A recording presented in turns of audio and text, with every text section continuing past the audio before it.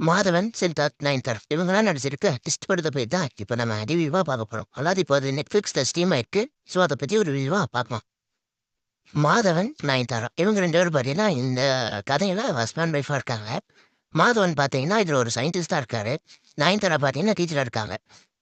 சித்தார்த் அவங்க பார்த்தீங்கன்னா, ஒரு கிரிக்கெட் பிளேயரா இருக்காரு. ஆனா ஒரு ஃபார்ம்ல இல்ல. அவங்களுக்கு பேரா பார்த்தீங்கன்னா, மீரா ஜாஸ்மின் அவங்க இருக்காங்க.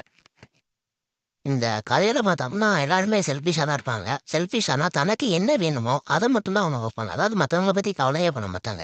அதுக்காக அவங்க எந்த எக்ஸ்ட்ரீம் வேணா போவாங்க. இதுல ரொம்ப எக்ஸ்ட்ரீம் போனது யாருன்னு பார்த்தீங்கன்னா, மாதவன் அவங்க.